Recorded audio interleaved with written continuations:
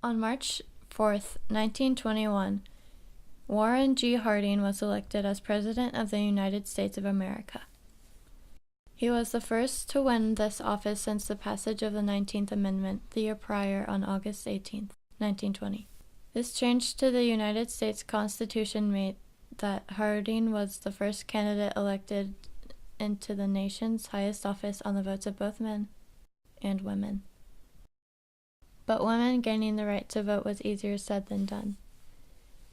This moment in history was able to happen because of women and some men who fought extremely hard for women's rights.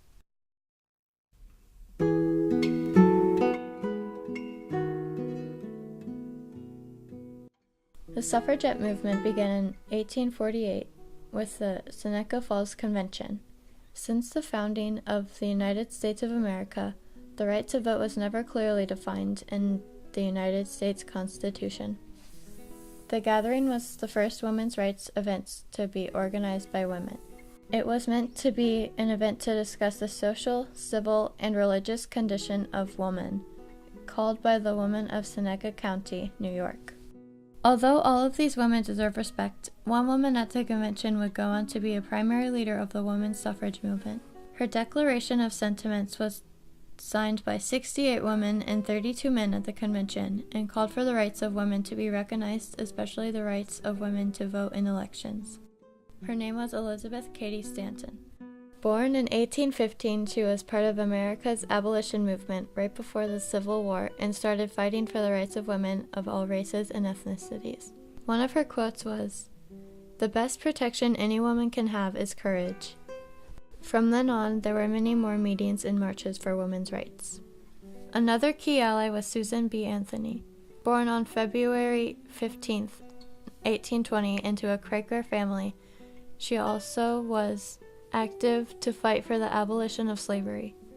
In an eventual alliance with other suffragettes, including Stanton, she helped found the National American Women's Suffrage Association on February 18, 1890. It was this organization that helped advance the fight for women to have the right to vote. Their efforts led to the passing of the 19th Amendment. Sadly, neither woman was alive to see its passing in 1920. Stanton and Anthony were among the many women in the suffragette movement. While lesser known, another key suffragette was Ida B. Wells. Born in Mississippi on July 16, 1862, she was an activist for both women's rights and African American rights. Of the fight for women's rights, she observed, "One had better die fighting against injustice than to die like a dog or a rat in a trap." The spirit of these women helped pioneer many of the rights women have today.